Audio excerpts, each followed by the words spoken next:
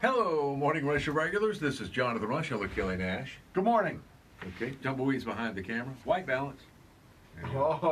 White balance. Oh, right. White balance. Yeah. My bad. Hey, speaking of which, we got this still stuck on the wall. Kelly just reminded us this morning that hurricane season ended with November. Yeah, when November went out, so did hurricane season. So the what was she, a prophetess that you met? Was she Tumbleweed? The prophetess of love. Yeah, I knew that was coming. She, Anything from the 70s. Here the we high go. prophetess of love. Let's see what- making the great let me see prediction what, that we were all near death. At this point. That's right. Let me tell you what she would speak as the prophetess of love. A category 5 or 6. That didn't happen. The dam was. Is there a category 6? I've never even heard of that. That's what she's saying. They got to create a new one. Well, of course it was going to be a category 6 because the Lake Murray Dam was going to burst. Oh wow. We're all going to be swimming. 3 rivers come down. Okay. Water everywhere. End of hurricane season. Yeah. Yeah. Okay. And what? Anyway, Miss Folks, I'm just using your last name and your email address. That didn't come to pass. Well, So- Tumbleweed says she's using biblical principles, and so we must follow the Bible now. When a prophet turns out to not be very prophetic, biblically, we're supposed to stone them to death. That's what I thought. So Tumbleweed's got his rock in his hand and he's ready to go find her. I'll be emailing you today. And since this is biblical, we're going to have you show up tomorrow morning at 7 o'clock at First Baptist Church downtown for the Sherry Holiday Food Drive. Hey, everybody, we're going to stone to death a false prophet. We'll have the parishioners, Who's the up for this? congregants, stoned to death this woman. Yeah. And then, we do begin with the airing of grievances. See, she was in a no-win situation because if her prediction came true, we were all dead and we Right. couldn't report on how she knew that this was coming. And if it's wrong, then Tumbleweed stones her to death. I don't know why she put herself into this trick bag. Well, she's an apostle, so maybe, you know something? She just got it wrong. Did you ever see the movie Holy Moses? No. What a funny movie. It was about a guy who was on the other side of the mountain from Moses. He thought God was talking to him, Okay. but he was talking to Moses. So he went through the entire movie because he was chosen by God. It's a funny movie. And what's the name of it? Holy Moses. Huh. Yeah. I never heard of it. Tumbleweed, you ever see that? I have not. Dudley Moore. Dudley Moore. I Dudley love Moore. Dudley Moore. Yeah. It came out in I don't know, I'm going to say Tumbleweed, you should have seen this movie. I think it came out in 1972 or something. I It was. right in your wheelhouse. Oh wow. Well, I was kind of getting into Life of Brian, which is like a similar plot from Monty Python That's true. and the Flying Circus. Why'd you put the camera on me for? You're talking to Jonathan, you put it before my reaction like that squirrel or whatever. So at 7 o'clock, because we don't have the technology for both of us to be out of the studio, No, of course not. Kelly's going to be going down to First Baptist hanging out with Santa Claus, and that's where you go for the drive-through. They make it real easy for you to bring your non-perishable food items. All this goes to Harvest Home. Or your tells me- cash. Or your cash. We always love That's cash right. because, like you pointed out in one of our promos that we were talking about, the people at Harvest Hope Food Bank can go and do so many more amazing things with your $1 bill than you can do with your $1 Right. bill. They have access to, they buy a pound of food, if I remember right, for every dollar. For every dollar. So if you bring $10, you get 10 pounds of food. That'll feed a lot of people. Now, if you want to take your kids to the grocery store where you guys shop, or if you just want to open up your cabinets and look at all the canned food you're not eating, and you want to let the kids pull it out and put it in the bag, that'd be fun for the family to get involved. But if you just want to make sure that you maximize your donation, just stroke a check, because they can buy at wholesale prices food. So we don't have to worry about the loss of food between your dollar at the grocery store and their dollar through their wholesale suppliers. So that begins tomorrow morning at 7, runs all the way through the day. At lunchtimes when I want to go down because they got the food trucks, got a food rodeo going on down there. Now, Jonathan, I feel like you're conflicted about this story that we have. There's a new study from Cambridge University and Stanford and a bunch of other big, highfalutin universities have come up with a study. And I'm not going to read you all of it, Okay.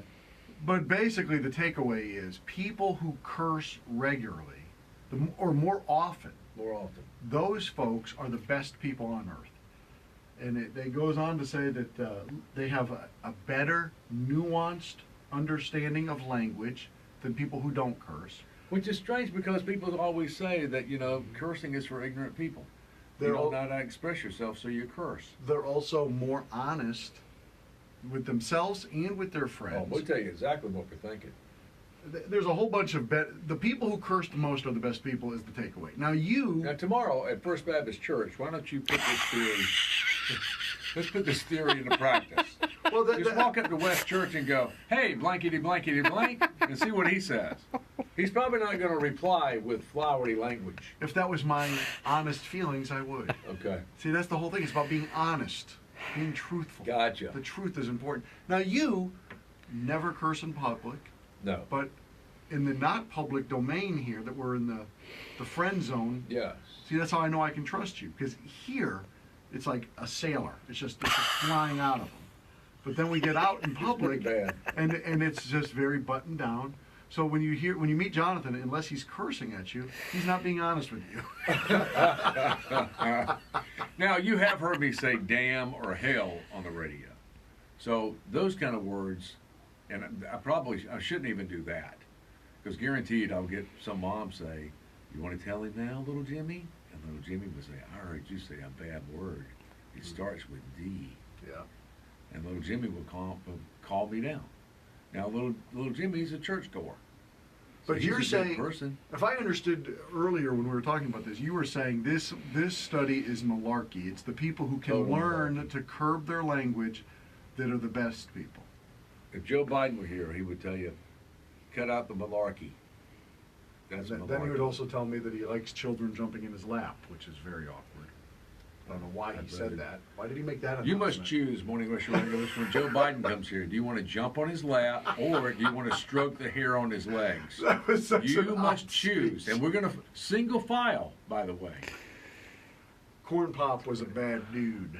Anyway, you gotta see the Joe Biden video if you haven't seen it. Just put in Corn Pop was a bad dude on YouTube, and that'll bring you to the Joe Biden brilliance. Anyway, so we'll also debate whether or not people who curse are better people than those who don't. There's a 104-year-old great-grandfather, who has shared all of his life's wisdom. We have that right here now on the Morning Rush blog. I'm not going to read them all to you, but... Oh, I'm reading that today. Let's see. One of them I love. Having a bad job is still better than having no job at all. True. Very true. Yep. He says you'd be better off working at a job you hate Uh-huh. than sitting at home collecting welfare. Yep. And I know we get some pushback on that on social media. Mm-hmm. You can push back on us anytime you like on social media. And also, tomorrow morning, remember the number if you want to chime in, is 978-9267. And you can, we record our phone calls, so you can just start the phone call cursing if you'd like. Okay. But if you are a person who doesn't curse, I got to get my editor out for tomorrow. I can feel it coming already. The Morning Rush Regular is going to be working me hard with the editing button over there. Okay. All right, so we'll start with that at about 6. We got to start that early because Kelly's going to go down to First Baptist at 7. Yeah, share your holiday food drive, but so I'm wondering if maybe people have wisdom that their grandparents or great-grandparents have dropped. Yeah. That we could learn from as well. That'd be nice to learn. Lessons from My Father. Was that a book by Barack Obama? Yeah. Well, I think so. Yeah. I think it's something like that. We also have the new 30 under 30 list from Forbes. Oh, Forbes cool. magazine. These are people who are under the age of, and the name is so misleading. There's 600 people on the 30 under 30 list. How could that be? Because what they did was they broke it up into each little category. The 30 most gotcha. influential musicians under the age of 30. The Do 30, they have an overall 30 under 30? No. No, they limited themselves to 600 people. It's unbelievable. So 20 categories of 30 people. yeah, consumer technology, education, energy, enterprise technology, food and drink, games, law and policy, media, music, big money, Hollywood entertainment, healthcare, manufacturing and industry, marketing and advertising.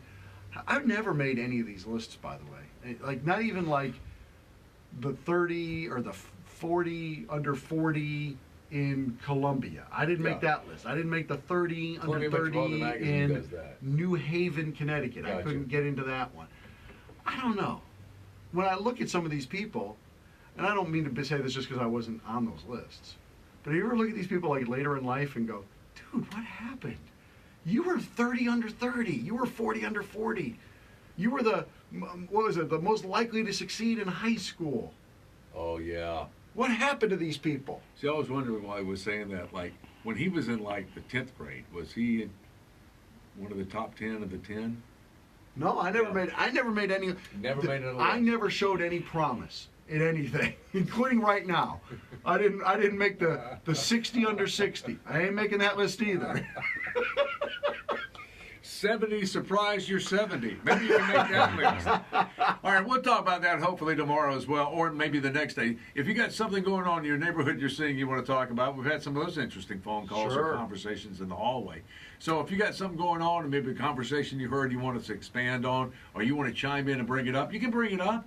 Call us at 978-9267. Reach out to us on social media, and we'll talk to you tomorrow. Be sure and get your canned goods ready. Non-perishable food items, which means you can bring, boxes of pasta, whatever you got. All right, so get that ready for tomorrow as well and make that donation to Harvest Hope. We share your holiday tomorrow on the Morning Rush.